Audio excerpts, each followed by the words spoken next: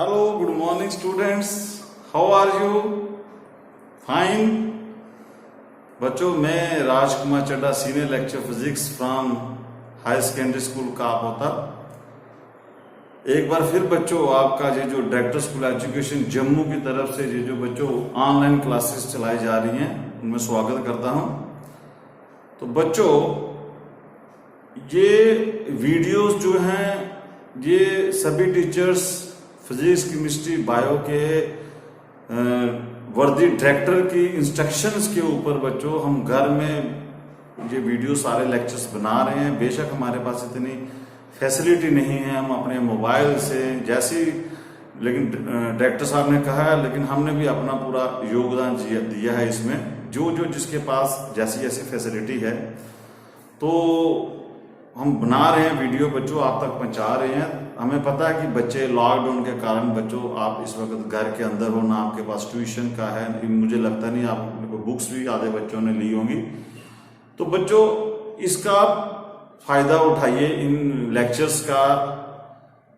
और एक बात मैं आपको कहना चाहता हूं कि आप क्या कीजिए कि ये जो लेक्चर आप सुनते हो इनको आप बाकी फ्रेंड्स, जैसे आप दूर दराज, डोडा, किश्तवाड़, जोरी, पूंछ, कहीं पर आपके फ्रेंड्स हैं जिनको पता नहीं है कि ये डायरेक्टर स्कूल एजुकेशन की तरफ से क्लासेस चलाई जा रही हैं, बच्चों आप ये वाले वीडियो शेयर कीजिए उनके साथ, कम्युनिकेट कीजिए उनके साथ, ताकि वो वाले बच्चे भी बच्चों फायदा उठा सके, ताकि वो भी जो दूर दराज के बच्चा, कई बार वहां कम्युनिकेशन नहीं होता, तो आपका अगर कोई फ्रेंड्स है तो आप फोन के जरिए अपना शेयर कर दीजिए वीडियो, जो ये हम चढ़ा रहे हैं यूट्यूब में भी है, तो आप शेयर कर दीजिए ताकि मैक्सिमम बच्चों को ये बेनिफिट हो सके।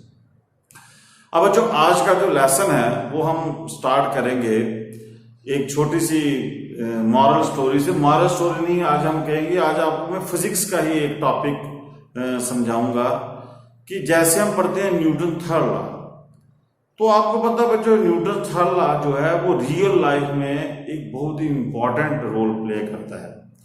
न्यूटन थर्ड लॉ कहता है कि to every action there is equal and opposite reaction, मतलब कि जैसा आप एक्शन करोगे वैसा ही आपको वापस रिएक्शन मिलता है। तो ये तो हो गया एक फिजिक्स की टर्म में, इसको रियल लाइफ में भी आप समझिए, इसको रियल लाइफ में भी आप अडॉप्ट कीजिए। मान लीजिए कि मैं यहां पर खड़ा होकर किसी के बारे में अच्छा बोलता हूं, तो आप यकीन मानिए कि ये न्यूटन थर्ड लॉ आपको रियल लाइफ में दिखेगा कि जिसके बारे में आप अच्छा सोच रहे हो वो बंदा भी देख लेना कि आपके बारे में कहीं पर भी बैठा होगा तो वो आपके बारे में अच्छा सोचने लगेगा, जब वो भी अच्छा सोच रहा होगा। और अगर आप किसी के बारे में बुरा सोच रहे हो तो आप यकीन मानिए कि वो बंदा जिसके बारे में आप बुरा सोच रहे हो वो भी वहां बैठकर आपके बारे में बुरा सोच रहा होगा, क्योंकि जैसा हम एक्शन करते हैं वैसा ही हमें आगे से रिएक्शन मिलता है बच्चों। इसीलिए हम कहते हैं कि कभी भी किसी के बारे में बुरा नहीं बोलना चाहिए।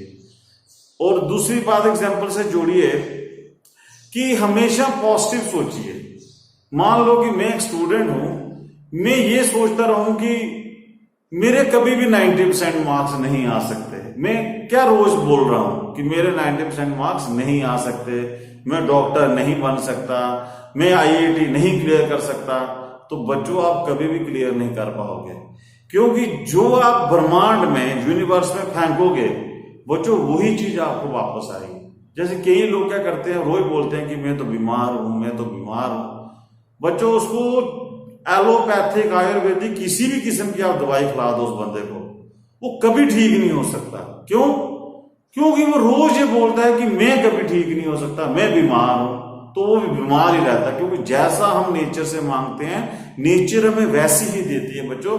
This is the practical form of Newton third law. इसीलिए आपको मान लीजिए आप MBBS की तैयारी कर रहे हो, तो आप रोज सोचिए कि मैंने जिस मेडिकल कॉलेज में आपने जाना है उस मेडिकल कॉलेज का फोटोग्राफ, उधर सेल्फी ले आइए जाएगी।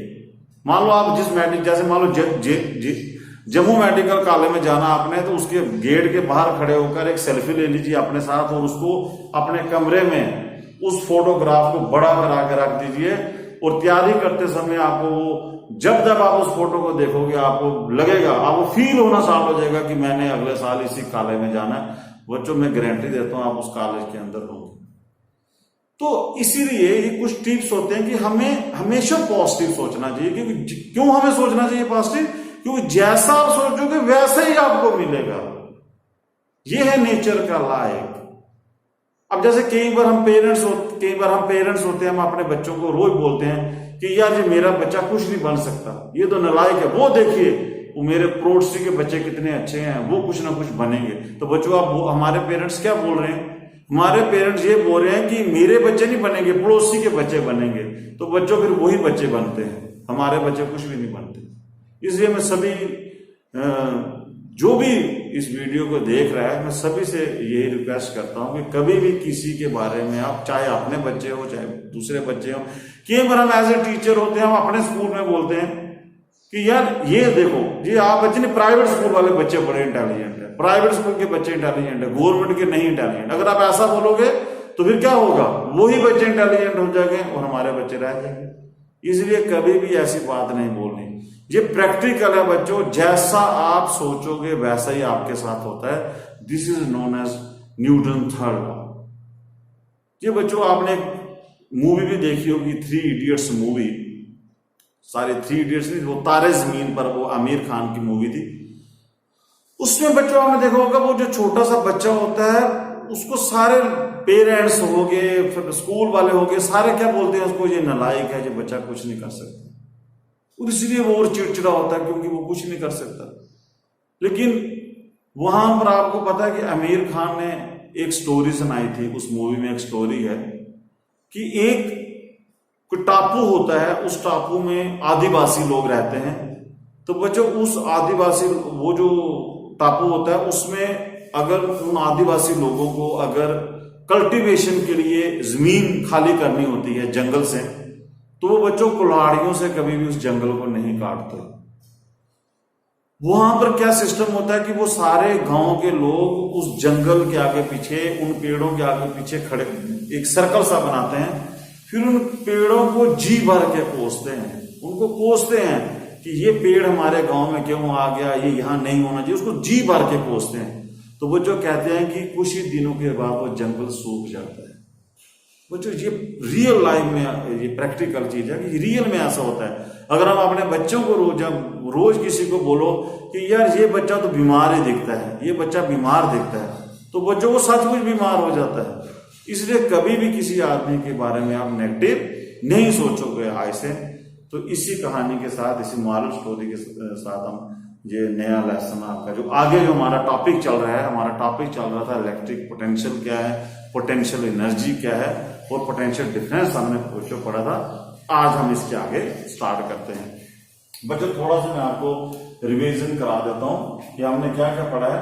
हमने पढ़ा था कि मान लीजिए ये मेरे पास कोई चार्ज है पॉजिटिव, और बच्चों अगर यहां पर कोई इन्फिनिटी के ऊपर कोई चार्ज है, मान लीजिए Q0। इन्फिनिटी बच्चों क्या होती है? इन्फिनिटी हम उस पॉइंट पे बोलते हैं यहां पर पोटेंशियल एनर्जी जो है बच्चों वो 0 होती है। ठीक है बच्चों, इसका मतलब कि अगर चार्ज मेरा इन्फिनिटी पर है तो वहां पर इसकी पोटेंशियल एनर्जी 0 है। ठीक है, तो अब मैं क्या करता हूं कि अगर मैं इस चार्ज को इस चार्ज के पास लाऊंगा तो ये वाला चार्ज में क्या करेगा? रिपेल करेगा। जब रिपेल करेगा तो मुझे इसको इधर लाने के लिए मुझे क्या करना पड़ेगा?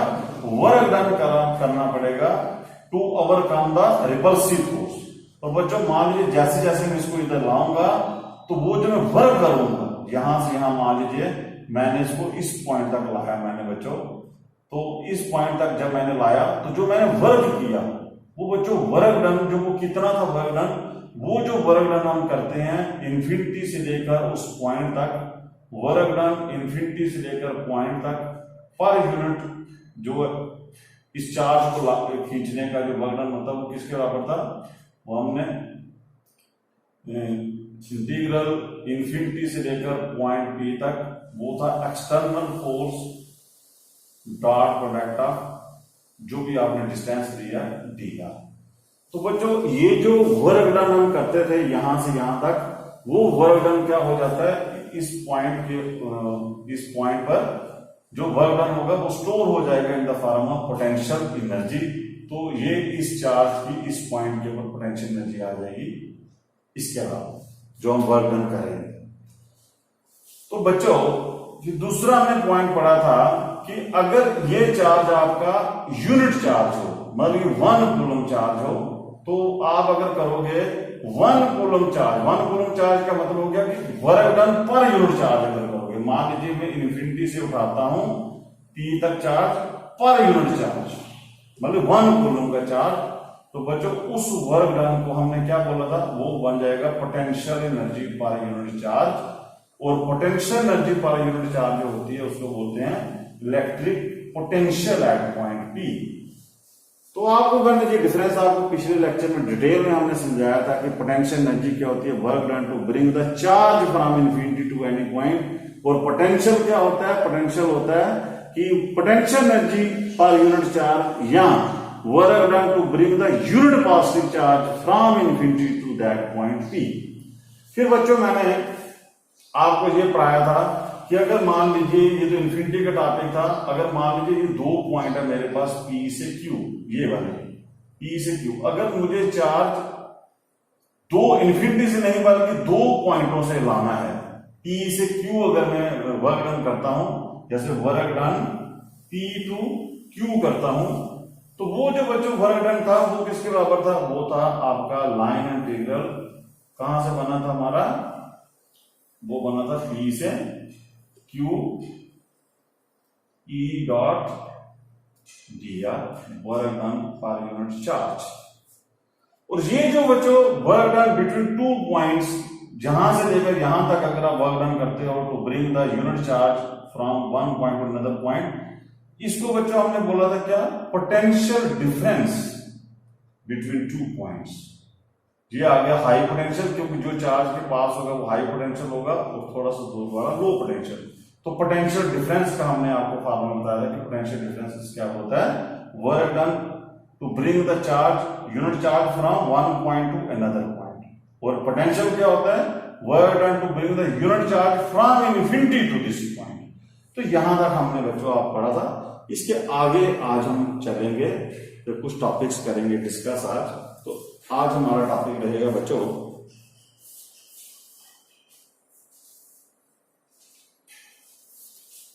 आज हम टॉपिक डिस्कस करने लगे हैं। कई बार आपको एग्जाम में क्वेश्चन आता है कि prove that electrostatic force is conservative.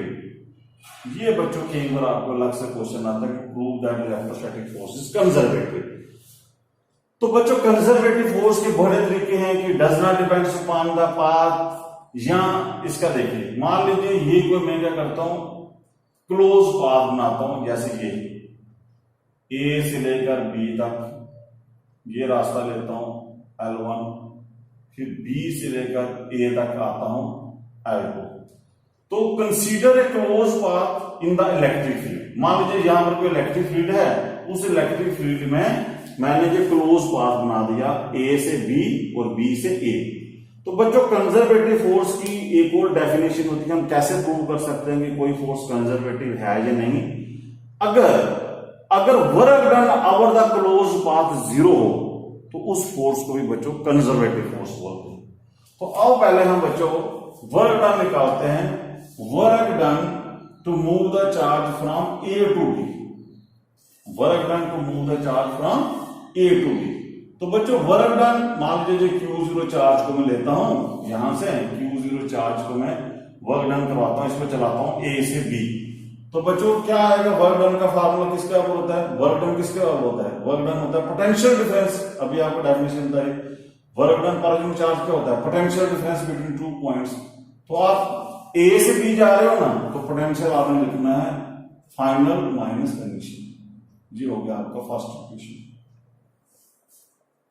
अब बच्चों आप क्या करोगे, इसी चार्ज को आप B से A लाओ। जब B से A आओगे तो वर्क डन B से A जब आप आओगे तो वो क्या हो जाएगा, वो आ जाएगा potential difference of final potential कौन सी बनेगी ये, तो इसका आएगा VA माइनस B।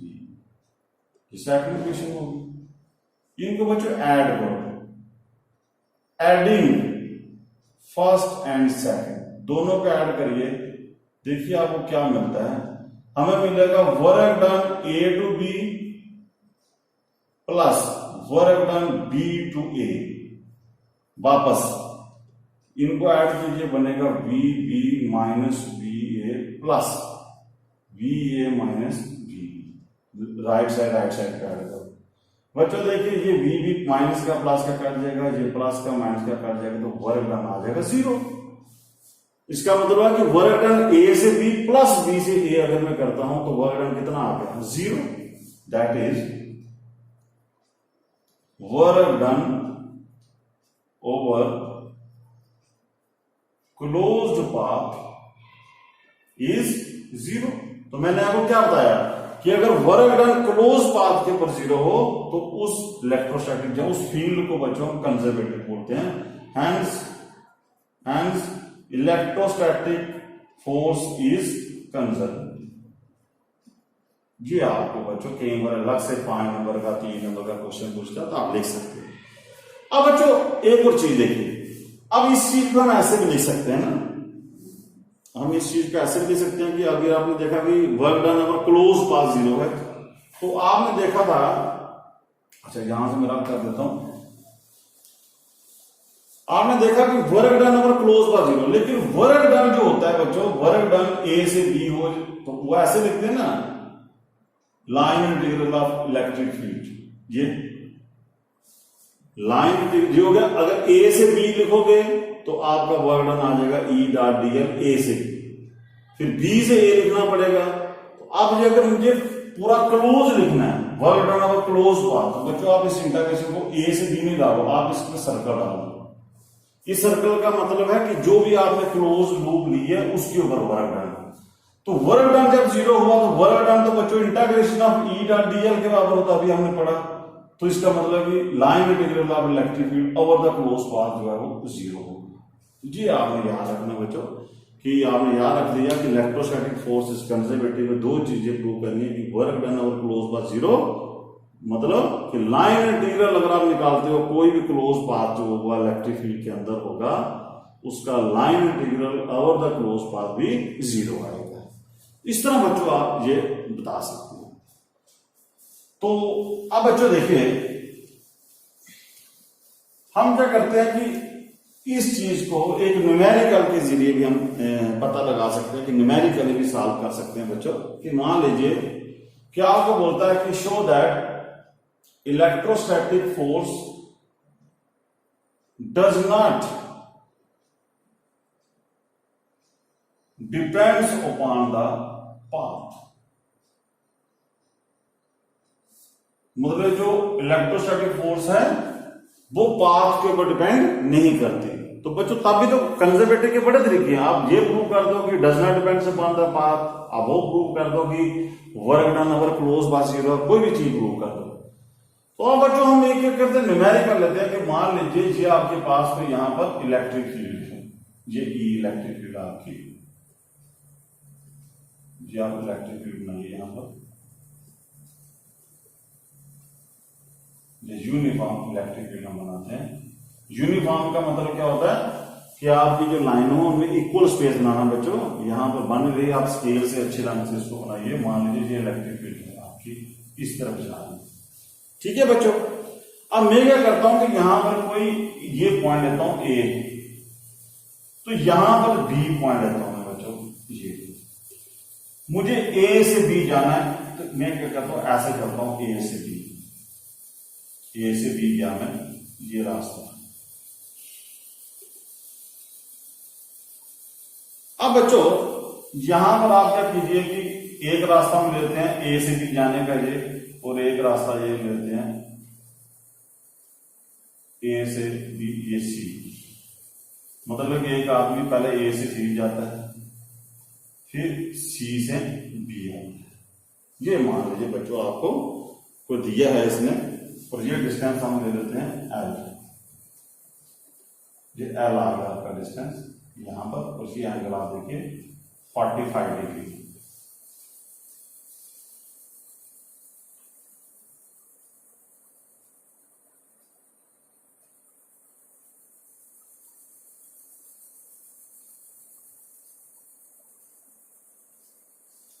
अब बच्चों आपके पास आपने क्या करना है कि प्रूव करना है कि इलेक्ट्रोस्टैटिक फील्ड कंजर्वेटिव है। तो फिर क्या करना पड़ेगा, आप दो पाथ है आपके पास, चाहे ए से बी जाओ चाहे ए सी से बी जाओ, आपको ये प्रूव करना है कि कोई भी पाथ आप चूज कीजिए यहां तक आने का, वर्क डन सेम होगा। तो आओ बच्चों पहले हम चेक कर लेते हैं कि वर्क डन फ्रॉम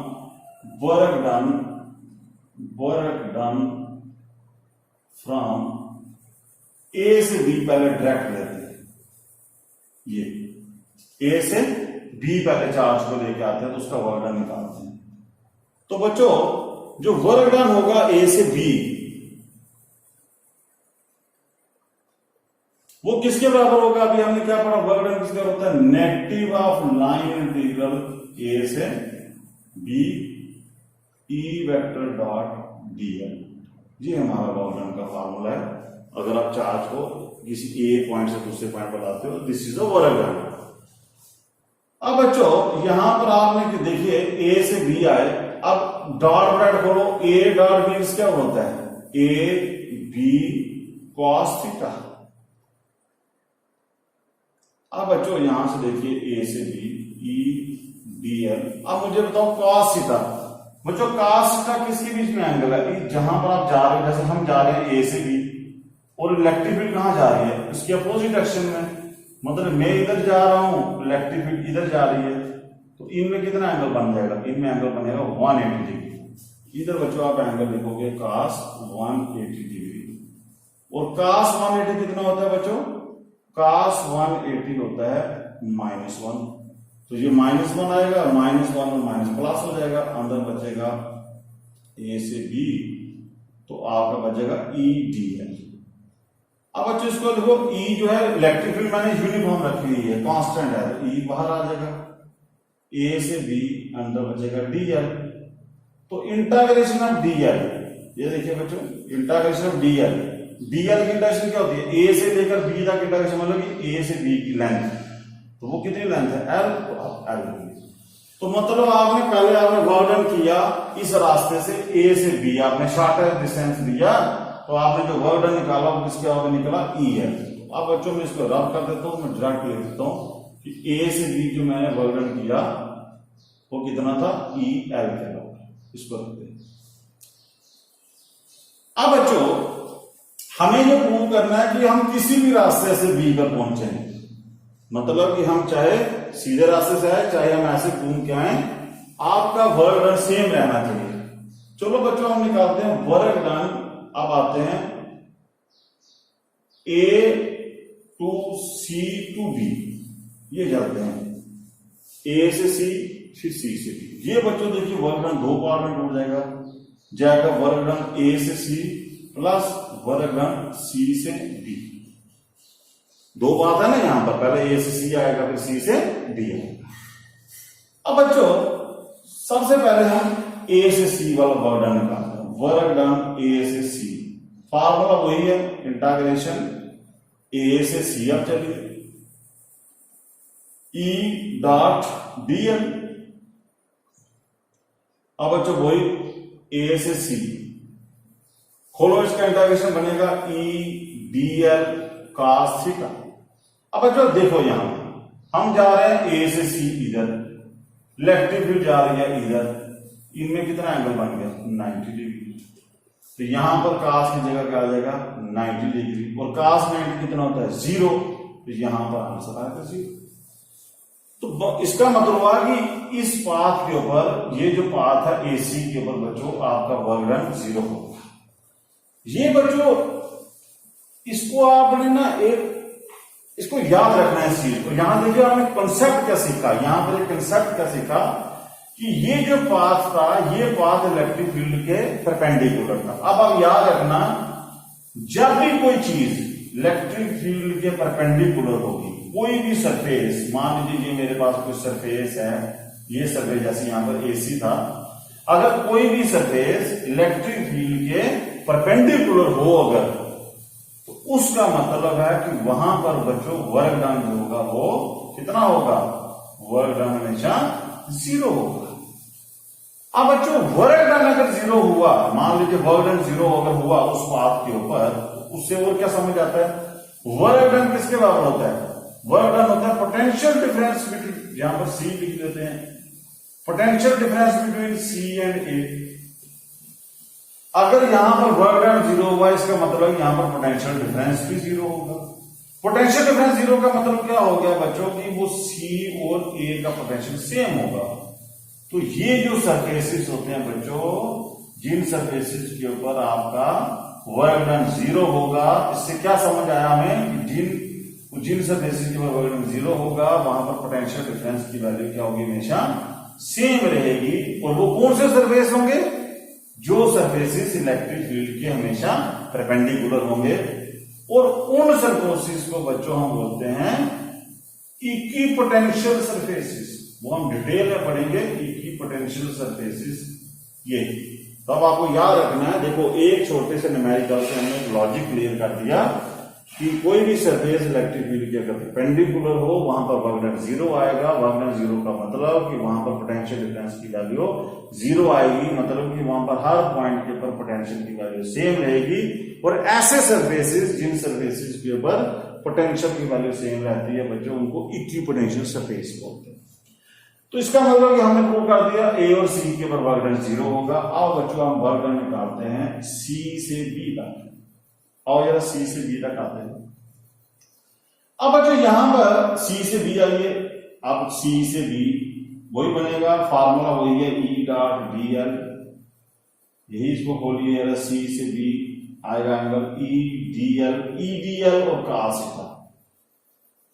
बच्चों इलेक्ट्रिक फील्ड और डीएल में कई बच्चों को यहां पर एंगल लेने में भी कंफ्यूजन होती है। बच्चों देखिए, अब जी एंगल है ना, आपने लेना है किसके बीच में एंगल, इस इलेक्ट्रिक फील्ड और इसके बीच में एंगल, ये है आपकी लेंथ। तो हमें एंगल बच्चों ये चाहिए, जी एंगल चाहिए, जी एंगल है, ये एंगल नहीं लेना, इलेक्ट्रिक फील्ड और इसके बीच में ये एंगल। ये एंगल बच्चों कितना आएगा, ये देखो यहां से ध्यान से, ये 45 है तो ये भी 45 होगा, ये 45 है तो ये 45, दोनों लाइनें पैरेलल हैं, ये ट्रांसवर्स है। अगर ये 45 होगा तो एक स्ट्रेट एंगल कितना होता है 180 डिग्री। तो 180 डिग्री अगर ये पूरा बनता है तो 45 में क्या ऐड करोगे, 180 आएगा तो 135। तो ये एंगल बच्चों यहां पर 135 आएगा, जी आपको याद रखना। अब बच्चों मैं यहां से इसको लिख देता हूं कि ये एंगल आएगा आपका माइनस सी से B E D L cos 135। Okay बच्चों, अब यहां से इसको हम इसको रब कर देते हैं। अब देखिए ये यहां से चल रहा है कि वर्क डन जो हम निकाल रहे हैं सी से बी। अब जो cos जो होता है cos 135 की वैल्यू कितनी होगी, cos 135 को मैं लिख सकता हूं cos 180 माइनस 45। तो cos 180 माइनस थीटा कितना होता है, cos 180 माइनस थीटा होता है cos theta, sorry minus cos theta, क्योंकि सेकंड क्वाड्रेंट में आपका cos की वैल्यू माइनस होती है। इसका मतलब है कि मैं इसकी जगह ले सकता हूं बच्चों कि cos 135 की जगह ले सकता हूं माइनस cos 40। तो ये माइनस और ये माइनस प्लस हो जाएगा, तो आपका आंसर आ जाएगा सी से B E B L cos 45। अब बच्चों ये जो हमारी ट्राइंगल बनी हुई थी वो हमने दोबारा इसको रब कर दिया। ये था हमारा पाथ, ये लिया था ए बी सी, ये एंगल था 45 डिग्री, ये लेंथ थी आपकी एल। बच्चों यहां से देखिए cos थीटा किसके बराबर होगा, मतलब cos 45 डिग्री किसके बराबर होगा, cos 45 बच्चों किसके बराबर होगा, यहां पर cos 45 यहां पर होगा आपका cos थीटा किसके बराबर है, बेस अपॉन हाइपोटेन्यूज। तो यहां पर बेस कितना है, बेस आपका है एल और हाइपोटेन्यूज कितना है सी बी। तो यहां से मतलब कि cos 45 की जगह मैं लिख सकता हूं क्या, L upon C B. E B L cos की जगह L अपॉन C। अब बच्चों यहां से आप देखिए कि ई एल को बाहर निकालिए और डिवाइडेड बाय सी बी को भी बाहर निकालिए, अंदर बचेगा सी से लेकर बी तक इंटीग्रेशन डी एल। अब इंटीग्रेशन जो बी से सी होगी, सॉरी सी से बी होगी बच्चों, ये जो इंटीग्रेशन होगी ये जो डीएल की इंटीग्रेशन क्या आएगी, सी बी के बराबर, क्योंकि ये लेंथ हम ऐड कर रहे हैं। ये आएगा E L upon C B into integration अब इसकी डीएल सी से लेकर बी तक इंटीग्रेशन मतलब कि सी बी पूरी लेंथ, क्योंकि इसकी वैल्यू मुझे दी नहीं, मैं इसकी सी बी लिखूंगा। ये सी बी कट जाएगा बच्चों, तो आंसर आएगा ई एल। मतलब कि आपने देखा कि यहां से यहां वर्क डन कितना किया आपने ई एल, यहां से यहां वर्क डन कितना है 0, यहां से यहां वर्क डन किया दोबारा ई एल, तो मतलब कि यहां पर आ जाएगा ए से सी 0 प्लस ई एल। तो कहने का मतलब है कि आपने प्रूव कर दिया कि चाहे ए से बी आओ तब भी वर्क डन ई एल होगा, चाहे आप ए सी बी आओ तब भी वर्क डन ई एल के बराबर होगा। इट मीन्स कि work done does not depends upon the path, hence the electrostatic force is conservative force। तो बच्चों इस तरह आप डिफरेंट किस्म के न्यूमेरिकल बना सकते हो, बुक से दे सकते हो और आप कर प्रैक्टिस करते रहिए। क्वेश्चंस की बहुत इंपॉर्टेंट क्वेश्चंस हैं ये। तो अब बच्चों अब हम कुछ और 2-3 न्यूमेरिकल करने के बाद कुछ नया लॉजिक स्टार्ट करेंगे। देखिए अभी हमने पढ़ा था कि मेरे पास अगर 2 पॉइंट्स हैं जैसे ए और बी, अगर ये मेरे पास कोई Q0 चार्ज इसको मैं यहां पर लाता हूं बच्चों, तो मैंने आपको पढ़ाया था कि जो पोटेंशियल डिफरेंस होगा 2 पॉइंट्स के बीच में वो आपका होगा वर्क डन ए से B per unit test charge. ये इसका न्यूमेरिकल देख लेते हैं। मान लीजिए आपको बोलता है कि ये आपको न्यूमेरिकल बोलता है कि आपके पास एक चार्ज है 10 माइक्रो कूलम का चार्ज है, उसको आप ए से लेकर बी पॉइंट तक ले जाते हैं। ए से बी तक ले जाने के लिए आप जो वर्क डन करते हो वो मान लीजिए 100 जूल का वर्क डन करते हो। तो बताइए इन दोनों पॉइंटों के बीच में पोटेंशियल डिफरेंस कितना होगा। तो लगाओ बच्चों फार्मूला। पोटेंशियल डिफरेंस किसका होता है, पोटेंशियल डिफरेंस होता है work done to move the charge from one point to another point divided by voltage charge. तो वो जो वर्क डन कितना दिया उसने 100 और चार्ज कितना दिया 10 माइक्रो 10 6 कूलम, ये बन जाएगा 10⁻⁵ 10⁻⁵। इसको ऊपर जाएगा ये कितना बनेगा 10⁻⁷ वोल्ट। ये बच्चों आपने एक न्यूमेरिकल सिंपल सा न्यूमेरिकल आपने सीख दिया कि अगर आपको वर्क डन दिया है चार्ज दिया तो आप पोटेंशियल डिफरेंस कैसे निकाल सकते हो। और बच्चों कुछ और इसका न्यूमेरिकल देख लेते हैं। सपोज कीजिए आपको बोलता है कि वो बोलता है कि एक पॉइंट है ए जिसका पोटेंशियल डिफरेंस है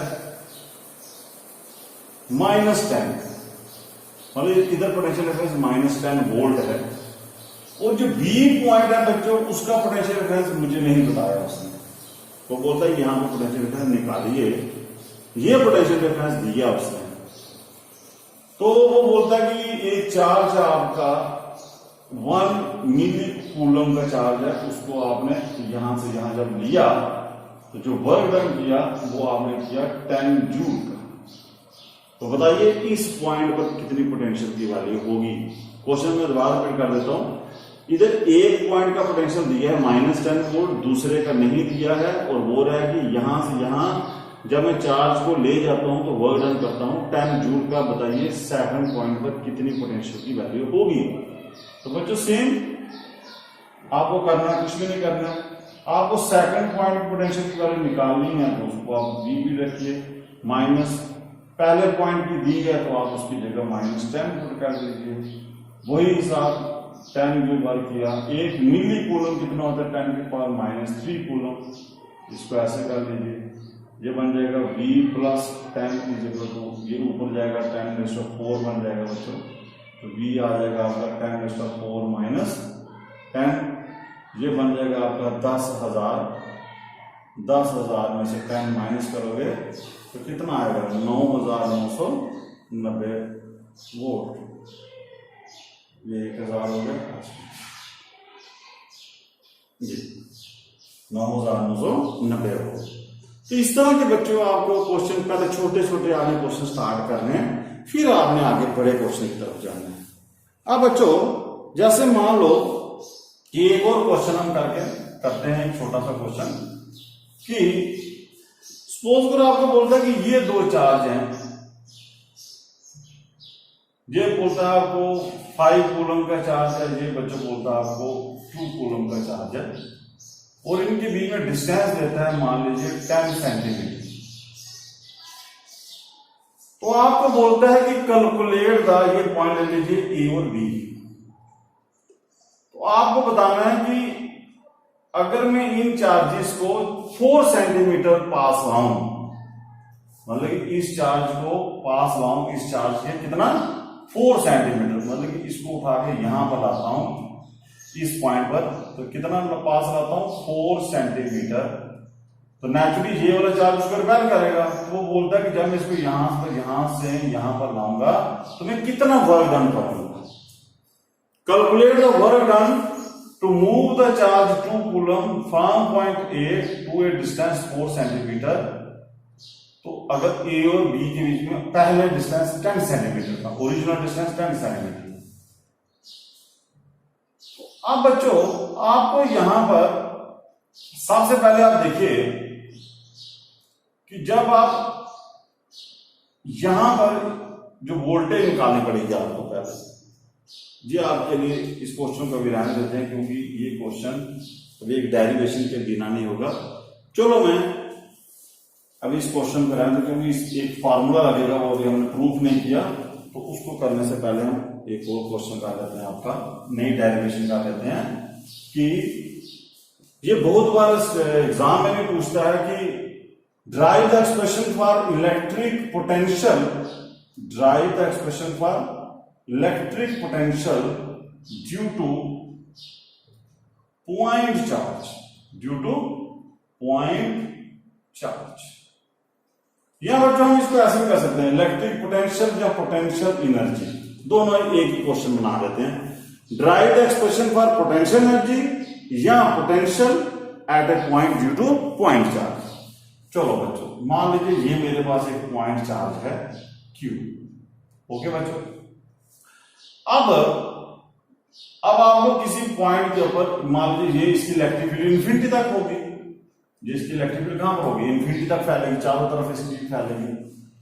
मान लो कि मुझे इस पॉइंट के ऊपर, ये जो पॉइंट लेता हूं मैं यहां पर R डिस्टेंस पे, ठीक है बच्चों, R डिस्टेंस पर मैंने एक पॉइंट ले लिया, तो मुझे यहां पर मुझे इस पॉइंट के ऊपर पोटेंशियल की वैल्यू निकालनी है due to this point charge. तो अब बच्चों आप देखिए डिटेल में कि अब आप मुझे बताओ कि पोटेंशियल की डेफिनेशन मैंने आपको क्या सिखाई है। इलेक्ट्रिक पोटेंशियल या पोटेंशियल एनर्जी क्या होती है बच्चों? जो इलेक्ट्रिक पोटेंशियल एनर्जी क्या होती है कि अगर आपके पास कोई चार्ज इन्फिनिटी पर है, मान लीजिए इन्फिनिटी पर कोई चार्ज है, क्यों हम इन्फिनिटी पर रखते हैं मैंने आपको डिटेल में बताया था, हम क्यों इन्फिनिटी से ही चार्ज को उठाते हैं, हम ये क्यों डेफिनेशन बोलते हैं, work done to bring the charge from infinity. भाई इन्फिनिटी से ही क्यों स्टार्ट करते हैं, क्यों? क्योंकि मैंने आपको एक लॉजिक क्लियर किया था कि जब भी आपको किसी पॉइंट के ऊपर पोटेंशियल एनर्जी निकालनी है तो सबसे पहले आपने उस चार्ज को वहां से उठाना है यहां पर पोटेंशियल एनर्जी 0 हो, अदरवाइज आपको डिफरेंस इन पोटेंशियल एनर्जी निकलेगी बिटवीन 2 पॉइंट्स। इसीलिए मुझे बार बार अगर आपको किसी पॉइंट के ऊपर पोटेंशियल एनर्जी निकालनी है या पोटेंशियल निकालना है तो सबसे पहले हमें चार्ज को इन्फिनिटी से उठाना पड़ेगा, क्योंकि इन्फिनिटी के ऊपर क्या होता है, इस इन्फिनिटी के ऊपर इसकी जो पोटेंशियल एनर्जी होती है वो 0 होती है, मतलब इसके अंदर कोई एनर्जी नहीं होती। तभी तो जब मैं इसके पास लाऊंगा पहले 0 होगी, तभी तो मैं जब पास लाऊंगा तो इसकी एनर्जी ऐड होगी, तभी तो मैं बता पाऊंगा ना कि कितनी एनर्जी। अगर इसके अंदर पहले ही एनर्जी होगी तो मैं कैसे बता सकूंगी कि यहां पर कितना मैंने वर्क डन किया। इसीलिए सबसे पहले आपने याद रखना है कि आपको चार्ज को हमेशा इन्फिनिटी से लेना है, क्योंकि इन्फिनिटी के ऊपर उसकी पहले पोटेंशियल एनर्जी 0 है। अब पोटेंशियल एनर्जी की क्या डेफिनेशन है? पहले पोटेंशियल एनर्जी निकालते हैं, क्योंकि आपको पता है कि जो पोटेंशियल होता है वो होती है potential energy per unit charge. तो पोटेंशियल एनर्जी इस पॉइंट पर निकालनी है, तो क्या डेफिनेशन है, work done to bring this charge from infinity to this point. कैसे? Without acceleration. विदाउट एक्सेलरेशन मतलब कि विद जीरो एक्सेलरेशन लाना है इसको, और जीरो एक्सेलरेशन का मतलब क्या था, जीरो एक्सेलरेशन कब होती है, इसको स्लोली स्लोली लाना है विद कांस्टेंट स्पीड। वो पीछे वाले लेक्चर में मैंने डिटेल में आपको बात किया कि क्यों जीरो एक्सेलरेशन होनी चाहिए, क्यों कांस्टेंट स्पीड। यहां पर वो दोबारा डिस्कशन नहीं करेंगे।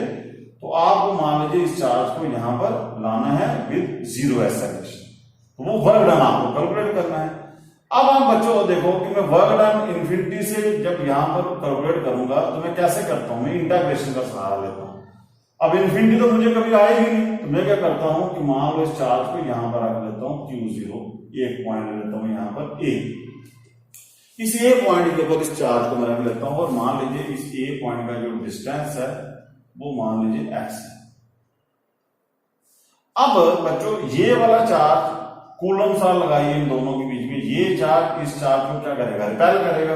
जब रिपेल करेगा तो वो जो फोर्स, जिस फोर्स से वो रिपेल करेगा वो हम क्या करेंगे, कूलम लॉ की मदद से निकालेंगे कि force on Q0 due to Q कितनी आएगी वो फोर्स बच्चों आपको आएगी 1/4 pi epsilon naught Q0 upon x का स्क्वायर। ठीक है ना, इन दो चार्जेस की, क्योंकि ये चार्ज को रिपेल करेगा, जब रिपेल करेगा तो वो फोर्स कितनी होगी, ये कूलम लॉ की फोर्स। अब इस फोर्स से वो रिपेल करेगा, ये होगी आपकी बच्चों इलेक्ट्रिक फोर्स। ये कौन सी होगी, इलेक्ट्रिक फोर्स। अब मैंने आपको क्या बताया था कि हमें वर्क डन कहां करना है, टूवर्ड्स द चार्ज। तो इसका मतलब कि मैं जो एक्सटर्नल फोर्स, मुझे इस तरफ फोर्स लगानी पड़ेगी, उस फोर्स का नाम होता है एक्सटर्नल फोर्स, और वो एक्सटर्नल फोर्स इलेक्ट्रिक फोर्स के बिल्कुल इक्वल एंड अपोजिट होने चाहिए, तभी तो उसकी नेट एक्सेलरेशन जीरो बनेगी। अब बच्चों इसको मैं मान लो यहां इस चार्ज को पहले मैं अब इन्फिनिटी से बी तक लाना ना, पहले मैं क्या करता हूं, इसको छोटा सा वर्क डन करता हूं ए से बी, बस स्मॉल वर्क डन करता हूं यहां से यहां, और ये जो डिस्टेंस है ए बी ये मैं लेता हूं स्मॉल डिस्टेंस ले लेता हूं, कितना बच्चों dx, इस तरफ dx लेता हूं मैं डिस्टेंस। तो पहले मैं लेता हूं यहां से a से b, हम वर्क डन निकालते हैं कि मैंने कितना वर्क डन किया, स्मॉल वर्क डन। तो आप लिखिए पहले small work done to move the charge Q0 through small displacement, through small displacement dx। छोटे से यहां तक छोटा सा वर्क डन पहले निकाले, वो आएगा आपका वर्क डन का क्या फार्मूला है, फोर्स इंटू डिस्प्लेसमेंट। अब ये फोर्स कौन सी है बच्चों, ये फोर्स है एक्सटर्नल फोर्स। अब फोर्स इधर लग रही है, डिस्प्लेसमेंट भी इधर हो रहा है, तो इन दोनों के बीच में कितना एंगल आएगा, F D x cos 0 degree, क्योंकि वर्क डन मैं कर रहा हूं। देखो यहां पर दो वर्क हो रहे हैं, work done by external electric, एक इलेक्ट्रिक फील्ड वर्क डन कर रही है, वो इस तरफ कर रही है, और जो मैं कर रहा हूं वर्क डन वो इस तरफ कर रहा हूं। तो आपने वर्क डन देखे, अगर वर्क डन आप निकालोगे ना मेरा, तो वो आएगा इस तरफ, तो इलेक्ट्रिक फील्ड का इस तरफ आएगा। तो हमें यहां पर अगर इलेक्ट्रिक फील्ड का लोगे तो 180 एंगल आएगा, अगर हम अपना लेंगे तो मैं भी इधर फोर्स लगा रहा हूं, चार्ज भी इधर आ रहा है, तो वर्क एंगल बन गया 0 डिग्री। तो cos 0 की वैल्यू 1 होती है, तो वर्क डन निकल जाएगा एफ डी एक्स। ठीक है बच्चों, क्यों एंगल आया 0, क्योंकि फोर्स भी इधर है और डिस्प्लेसमेंट भी इधर। अब बच्चों यहां पर एक चीज देखिए कि ये जो dx है, ये जो dx है ना, ये डिस्प्लेसमेंट है। देखो ये dx जो है ये डिस्प्लेसमेंट है। अब मुझे बताओ कि डिस्प्लेसमेंट ये जो dx होगा ये नेगेटिव होगा या पॉजिटिव। देखो ए बी, ए से लेकर बी गए ना, ए डिस्प्लेसमेंट वेक्टर क्या होता है, डिस्प्लेसमेंट वेक्टर जैसे आप मैंने निकालना है ए बी डिस्प्लेसमेंट वेक्टर, तो ए बी डिस्प्लेसमेंट वेक्टर क्या होता है, final position minus initial position. अब बच्चों मुझे बताओ कि फाइनल पोजीशन बी है, बी का डिस्टेंस क्यू से जो होगा वो कम होगा और ए का डिस्टेंस जो है वो ज्यादा होगा। इसका मतलब है कि बी माइनस ए की वैल्यू क्या आएगी, नेगेटिव। इसका मतलब है कि डी एक्स जो होगा वो हमेशा आएगा नेगेटिव आएगा यहां पर, क्योंकि ये ए बी वेक्टर हो गया, बी वेक्टर माइनस ए, बी का डिस्टेंस कम है, ए का ज्यादा है, तो उनको माइनस करोगे तो नेगेटिव। इसलिए यहां पर हम लिखेंगे माइनस एफ डी एक्स वर्ग। ये जो आपको याद रखना कि ये क्यों नेगेटिव आया, ये आप देख सकते हो। बड़ी बुक्स में हमने देखा कि ये बड़ा बच्चे पजल किया हुआ है कि वो ये वर्गडन नेगेटिव कैसे आता है, बड़ा कंफ्यूजन है, वो इसी का वर्गडन निकाल लेते हैं। अब बच्चा कहता है कि ये तो इलेक्ट्रिक फोर्स इधर है, हम वर्गडन इधर करेंगे तो 180 एंगल आना चाहिए, लेकिन उसको भी जीरो लिखा है, पता नहीं कैसे लिखा है। अब देखिए D W is equal to minus F. अब बच्चों फोर्स की वैल्यू डालिए, फोर्स की वैल्यू है 1/4 pi epsilon naught Q Q 0/x का स्क्वायर dx। ये बच्चों निकला हमारा स्मॉल वर्गडन। अब आपको पता है इंटीग्रेशन का मतलब कि अगर मुझे इन्फिनिटी से लेकर यहां तक सारे वर्गडन ऐड करने हैं, तो जब में ऐड करने होते हैं इंटीग्रेशन का मतलब होता है ऐड कीजिए, तो total work done to bring the charge Q0 कहां से कहां, from infinity to point P। बच्चों आपको समझ आया कि इन्फिनिटी से ही क्यों उठाते हैं। ये बड़ी बार कई बार इंटरव्यू में क्वेश्चन पूछता है, बड़े बड़े बंदों को ये कंफ्यूजन क्रिएट करता है कि हमें इन्फिनिटी से ही क्यों उठाना है, इसलिए आपको लॉजिक मैंने बता दिया। अब देखिए जो वर्क डन कीजिए यहां पर माइनस इन्फिनिटी से लेकर कहां तक आना है, P तक, P मतलब R 1/4 pi epsilon not Q0/x square dx। D W की इंटीग्रेशन डब्ल्यू आ गई बच्चों, कांस्टेंट की वैल्यू यहां से बाहर निकाल लीजिए, के ये वाला सब कांस्टेंट है 4 पाई एप्सिलॉन नॉट और इंटीग्रेशन 1/x स्क्वायर की बच्चों आप इंटीग्रेशन आपने की होगी। अब जिन्होंने मैथ रखा उनकी देखो टेंशन नहीं, लेकिन मुझे करवानी पड़ेगी यहां पर, वरना आप कर भी सकते हो। तो देखिए इंटीग्रेशन कैसे करनी है, इन्फिनिटी से लेकर आप पहले 1/x स्क्वायर एक्स स्क्वायर को ऊपर ले जाओ, बन जाएगा x माइनस 2 dx। ये बन गया आपका पहला, ठीक है बच्चों।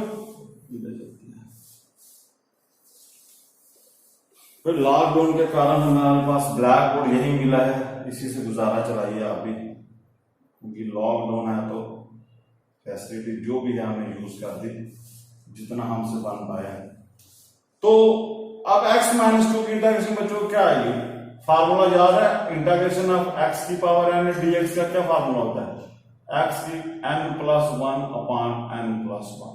यहां भी वही लगाइए, n की पावर यहां पर क्या -2 है, तो आएगा x की पावर -2+1/-2+1 और लिमिट इस साइड, जब इंटीग्रेशन हो जाए लिमिट चेंज कर दो दूसरी side.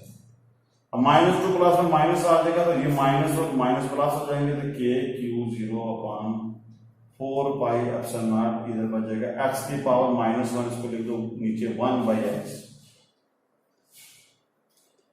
Q0/4 pi epsilon not. पहले अपर लिमिट पुट कीजिए यहां पर 1/r और फिर इस x की जगह लोअर लिमिट पुट कीजिए इन्फिनिटी। यहां चलता हूं वापस। अब बच्चों देखिए यहां पर चलो इसको इधर ले आइए कि वर्क डन हो गया आपका Q0/4 पाई एप्सिलॉन नॉट r बच्चों, क्योंकि 1/∞ जो होता है वो कितना होता है 0 हो गया।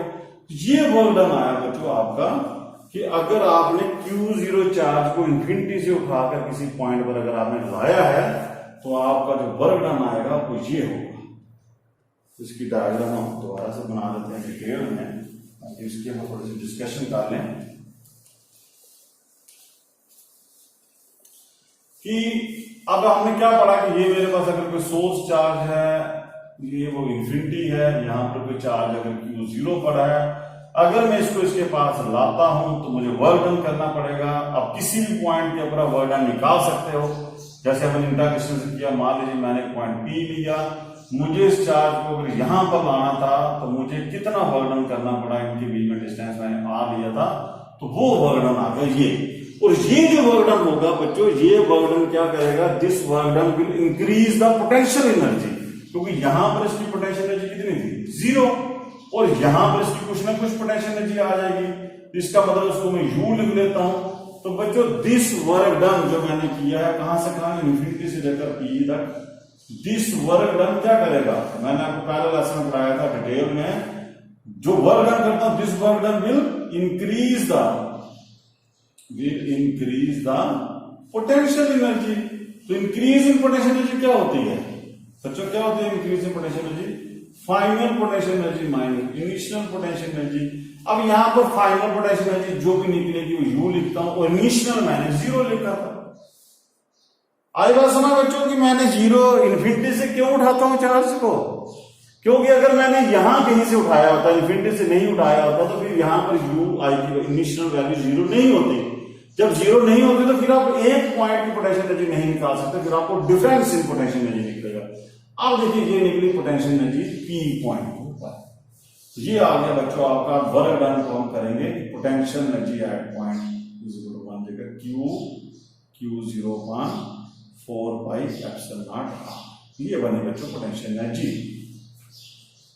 अब देखिए यहां पर क्या साबित होता है कि ये जो पोटेंशियल एनर्जी है, देखो ये पोटेंशियल एनर्जी आपकी डायरेक्टली प्रोपोर्शनल है Q और Q0 के, मतलब कि अगर इन दोनों का प्रोडक्ट, मान लीजिए अगर दोनों का प्रोडक्ट आपका Q0 इसका प्रोडक्ट ग्रेटर देन 0 हो, तब आपकी पोटेंशियल एनर्जी की वैल्यू क्या आएगी, पॉजिटिव आएगी।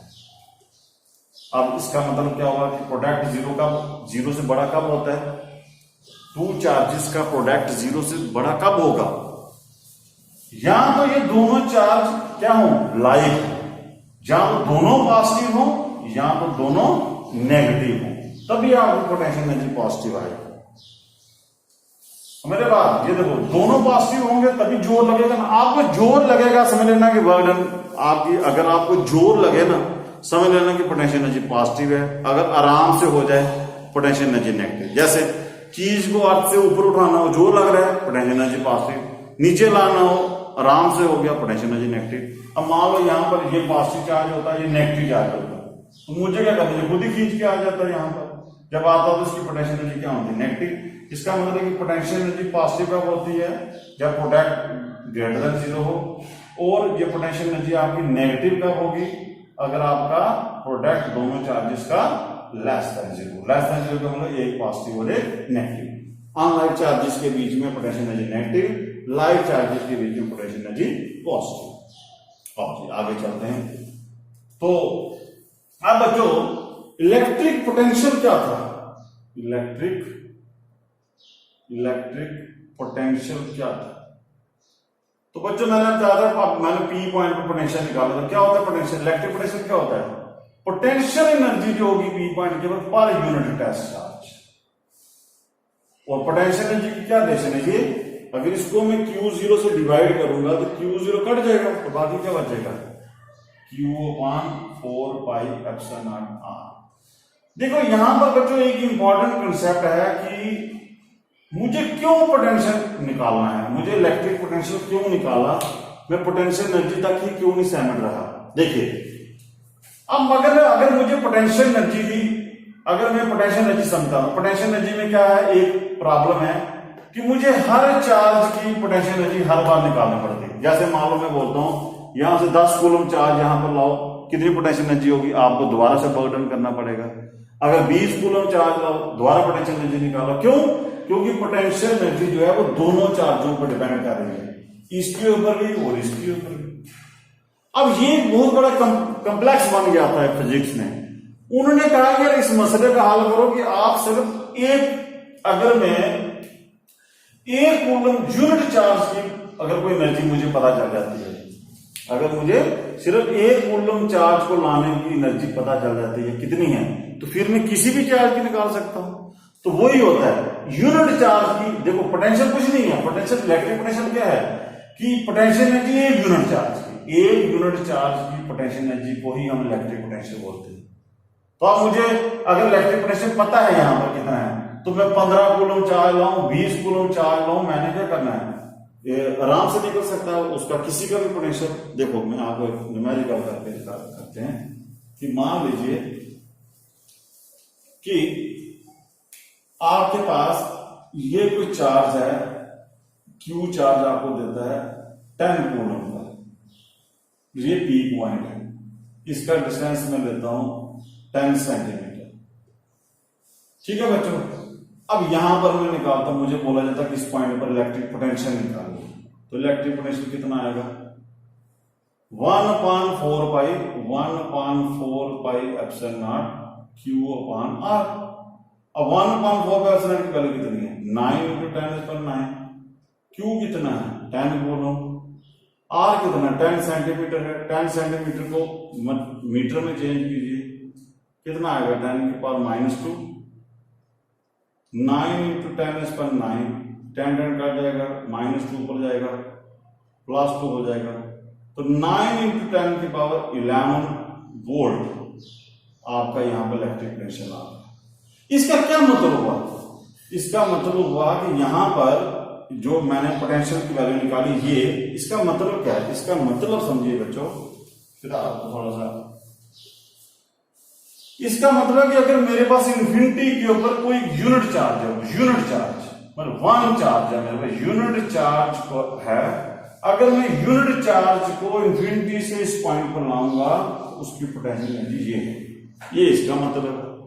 अब मुझे मान लो कि मुझे कोई बोलता नहीं यार इधर से ये 1 कूलम चार्ज 2 कूलम चार्ज को लाना है यहां से, तो बताओ यहां पर कितनी पोटेंशियल एनर्जी हो। तो अब आपके पास सिंपल है, एक पोटेंशियल का मतलब एक चार्ज, एक यूनिट चार्ज की पोटेंशियल एनर्जी ये है, तो 2 की कितनी होगी, 2 को लाने के लिए कितना होगा, इसको 2 से मल्टीप्लाई कर दो, वो बन जाएगी 2 से मल्टीप्लाई करो, बन जाएगा 18 × 10⁻11। अब देखो, अब मुझे घड़ी घड़ी पोटेंशियल एनर्जी नहीं निकालनी पड़ रही, क्योंकि मुझे पोटेंशियल पता था। मैं अब किसी भी मैं यहां पर 3 कूलम को उठा कर लाऊं, 4 कूलम को उठा कर लाऊं, किसी भी चार्ज को लाऊं, मुझे अब क्या करना है कि मुझे सिर्फ इसी को इससे ही क्या करना है, मल्टीप्लाई करना है, क्योंकि मुझे एक यूनिट चार्ज की पोटेंशियल एनर्जी पता है और मैं किसी भी चार्ज की पोटेंशियल एनर्जी निकाल सकता हूं। इसलिए बच्चों इलेक्ट्रिक पोटेंशियल का कंसेप्ट दिया गया, इसलिए इलेक्ट्रिक पोटेंशियल जो है वो ज्यादा इंपॉर्टेंट है हमारे लिए।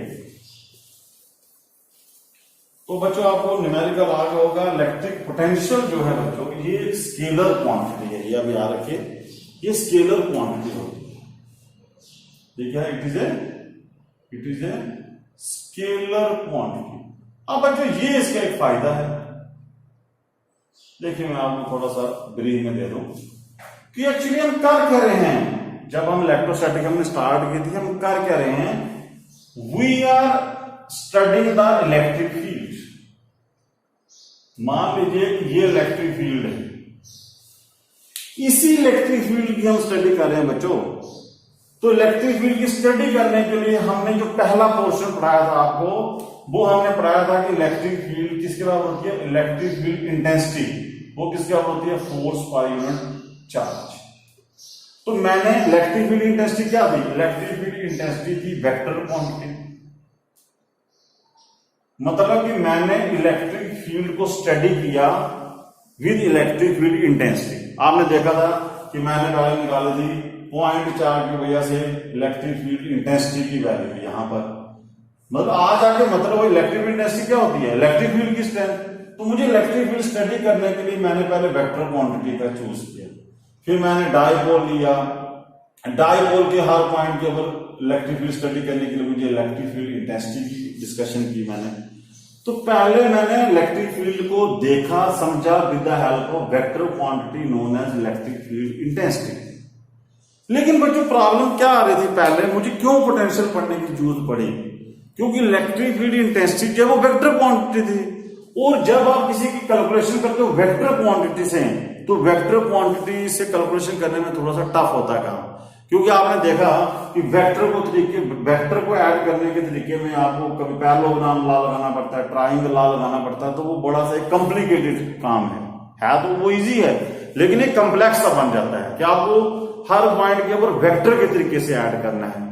लेकिन उन साइंटिस्ट ने सोचा कि क्या हम क्यों ना इसी इलेक्ट्रिक फील्ड की स्टडी करें कुछ स्केलर क्वांटिटी से। समझना तो इलेक्ट्रिक फील्ड को ही है, लेकिन with the help of scalar quantity. और वो जो स्केलर क्वांटिटी है बच्चों, वो इलेक्ट्रिक पोटेंशियल या पोटेंशियल एनर्जी से। अब देखिए, हमें इलेक्ट्रिक पोटेंशियल से इलेक्ट्रिक फील्ड की स्टडी करूंगा। अगर मैं किसी पॉइंट चार्ज का, ये मेरे पास एक पॉइंट चार्ज है, अगर मैंने यहां पर इसकी इलेक्ट्रिक फील्ड इंटेंसिटी निकाली थी 1/4πε0 Q/r², तो मैंने पोटेंशियल क्या निकाला 1/4πε0 Q/r। अब यहां पर ये बात समझो कि ये सभी एक दूसरे की लिंक्ड में है। हम V से E निकाल सकते हैं, E से V निकाल सकेंगे, लेकिन अब मुझे मान लो यहां पर इलेक्ट्रिक फील्ड इंटेंसिटी निकालनी है, तो मैं V की मदद से E इजीली निकाल सकता हूं, क्योंकि V जो है वो स्केलर क्वांटिटी है। और इसको थोड़ा सा समझे डिटेल में कि V अगर स्केलर क्वांटिटी है, तो मान लीजिए मैं आपको बोलता हूं कि बच्चों कि जैसे ये कोई मैं बोलता हूं कि ये जहां पर दो चार्जेस है, -Q और +Q, ठीक है। अब मुझे क्या बोलता है कि मुझे कोई ये पॉइंट देता है, इस पॉइंट के ऊपर बोलता है, ये देखिए ये पॉइंट लेता हूं मैं 1 मीटर, ये भी 1 मीटर, और यहां से यहां डिस्टेंस लेते हैं हम, इस पॉइंट का डिस्टेंस ले लेते हैं 5 मीटर, ये P पॉइंट, ठीक है बच्चों। अब मुझे क्या बोलता है कि यहां पर आप क्या कीजिए कि इलेक्ट्रिक पोटेंशियल की वैल्यू निकालो। तो आपको क्या करना है, आपको कुछ भी नहीं करना, आपको पहले इस चार्ज का पोटेंशियल निकालना है। इस चार्ज का कितना आएगा पोटेंशियल, यहां से यहां कितना डिस्टेंस बनेगा, यहां से यहां डिस्टेंस बनेगा 4 मीटर, और यहां से यहां कितना डिस्टेंस बनेगा 6 मीटर। तो आओ यार पहले हम निकालते हैं P पॉइंट के ऊपर पॉजिटिव चार्ज का पोटेंशियल। कितना आ गया पॉजिटिव चार्ज का पोटेंशियल, 9 × 10⁹ Q अपॉन डिस्टेंस कितना है यहां से 4, सिंपल। नेगेटिव का 9 × 10⁹, चार्ज कितना है -Q, जितना चार्ज है वही लिखना, माइनस है तो माइनस ले लो 6। अब यहां पर मुझे कोई वेक्टर के तरीके से नहीं जहां पर ऐड करने हैं पोटेंशियल, मुझे टोटल पोटेंशियल, जैसे टोटल पोटेंशियल आ गया V पॉजिटिव जमा V नेगेटिव, इनको सीधा सिंपल प्लस कीजिए किसी भी पॉइंट के। मान लो यहां पर कोई पॉइंट होता है, यहां पर पॉइंट होता है, यहां पॉइंट होता है, तो मुझे इसका पोटेंशियल इसका पोटेंशियल निकालना, उनको सिंपल ऐड करना है जैसे मैथ होता है। लेकिन अगर वेक्टर होता तो फिर अगर मुझे इलेक्ट्रिक फील्ड इंटेंसिटी निकालनी, फिर क्या करता था मैं, फिर इसकी डायरेक्शन यहां देखो, यहां पर इसकी डायरेक्शन देखो कहां पर है, इसकी डायरेक्शन कहां देखो, फिर इनको वेक्टर के तरीके से ऐड करो। वो एक लंबा चौड़ा कंसेप्ट बन गया था। इसीलिए हम इलेक्ट्रिक फील्ड को जब हम इलेक्ट्रिक पोटेंशियल की नजर से देखते हैं तो हमें इलेक्ट्रिक फील्ड समझने में इजी होता है। और बच्चों, तो इलेक्ट्रिक जो अब आपको समझ आ चुका होगा कि जो इलेक्ट्रिक पोटेंशियल होता है वो किसी पॉइंट के ऊपर अगर आपको निकालना है, मान लीजिए ये मेरे पास एक पॉइंट P है, यहां पर एक चार्ज लिखा है Q1, इसका डिस्टेंस R1 है, यहां पर दूसरा चार्ज है Q2, यहां पर डिस्टेंस R2 है, यहां पर तीसरा चार्ज है Q3 माइनस का ले लेता हूं, इसका डिस्टेंस R3 ले लेता हूं, यहां पर Qn चार्ज ले लेता हूं, मान लीजिए इसका डिस्टेंस माइनस का ले लेता हूं, इसका डिस्टेंस Rn लेता हूं। अगर जैसे इलेक्ट्रोस्टैटिक में हमने पढ़ा था कि टोटल इलेक्ट्रिक फील्ड निकालनी हो, तो मुझे क्या करना पड़ता है, पहले सुपरपोजिशन प्रिंसिपल निकालो, इसकी फोर्स की डायरेक्शन, इसकी फोर्स की डायरेक्शन यहां पर निकालो, फिर वेक्टर के तरीके से ऐड करो। वो थोड़ा लंबा चौड़ा था ना। इधर कुछ नहीं, इधर मुझे बोला जाता है कि टोटल पोटेंशियल निकालो P पॉइंट पर, तो आपको कुछ भी नहीं करना कि यहां पर P पॉइंट पर आएगा पहले 1 potential V1 V2 V3 V4, सीधा ऐड करना है इनको। 1 की वजह से इसका निकाले क्या आएगा 1/4πε0 Q1/R1, इसका कितना आएगा 1/4πε0 Q2/R2, इसका कितना आएगा -1/4πε0 Q3/R3, इसका आएगा -1/4πε0 Qn/R। तो ये देखिए इसमें देखो कितना सिंपल है, किसी भी इलेक्ट्रोस्टैटिक पोटेंशियल निकालने में हमें इजी हो गया। तो बच्चों वो जो हमने न्यूमेरिकल स्टार्ट किया था, वो जो मैंने आपको बोला था कि वो भी उस वक्त नहीं होगा क्योंकि आपके पास उस वक्त वो लॉजिक नहीं था।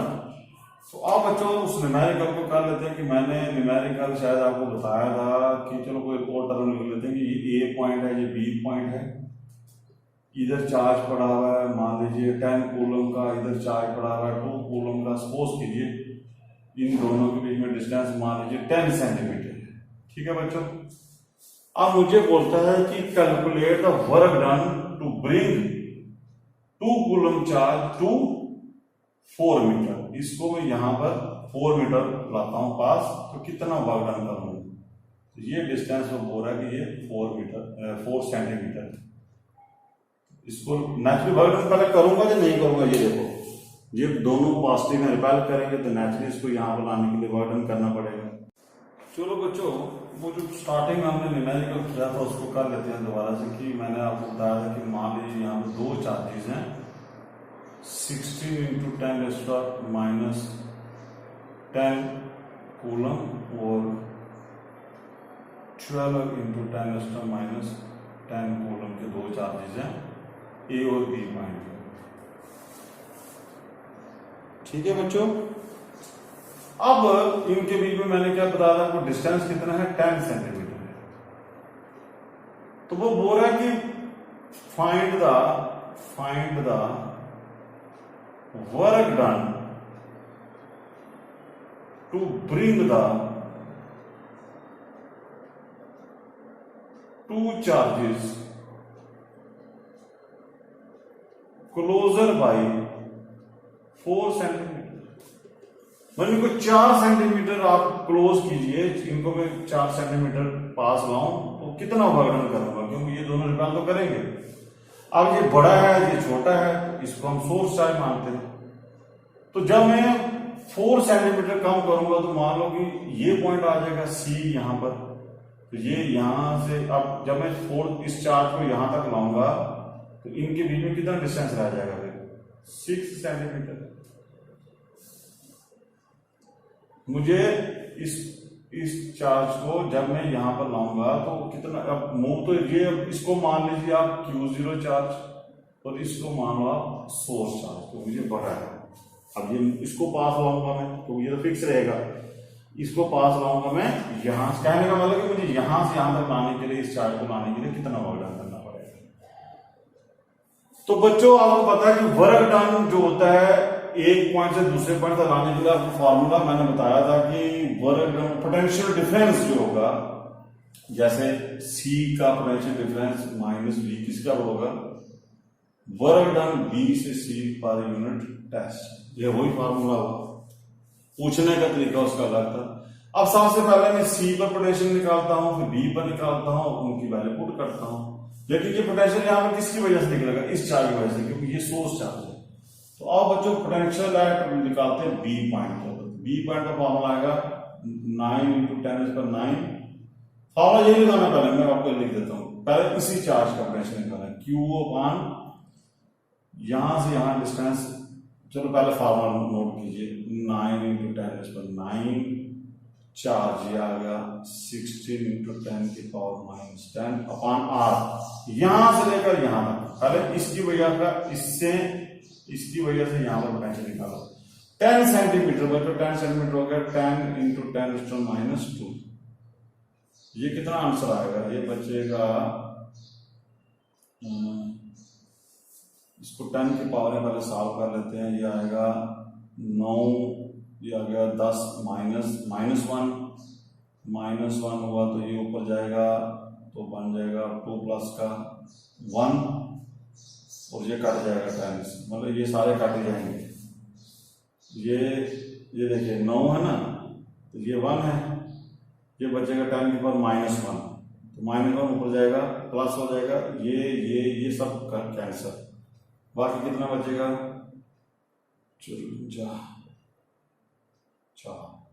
9 और 5 14, 144 वोल्ट यहाँ पर। इस चार्ज का इस पॉइंट पर। अब इसी चार्ज का इस पॉइंट पर निकालिए बी सी, वो आएगा 9 × 10⁹ क्यू बाई आर, वही लगाना फार्मूला, इधर क्यू आएगा 16 × 10⁻⁻10 और आर, अब आर कितना रह जाएगा बच्चों, यहां से यहां 6 सेंटीमीटर, 6 × 10⁻²।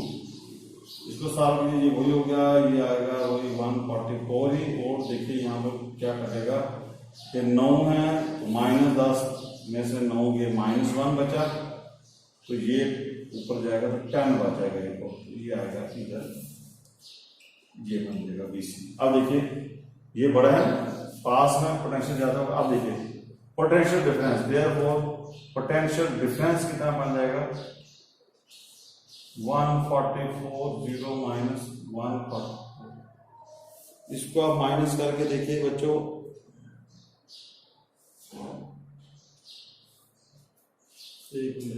तो 6 भी था, ये 6 भी है ना, ये कितना बना 144 डिवाइडेड बाई 6, ये 6 2 का 12, ये 240 बच्चे 240, तो 240 में से 146 बाहर निकालिए, कितना बचेगा, 10 में से 4 गए 6, 3, 13 में से 4 गए 9, तो 96 आपका वोल्ट जो बचेगा आपका ये पोटेंशियल डिफरेंस। अब यहाँ फॉर्मूला को लीजिए कि वर्क डन किसका होगा, वर्क डन जो होगा बच्चों वो आएगा चार्ज इनटू पोटेंशियल डिफरेंस।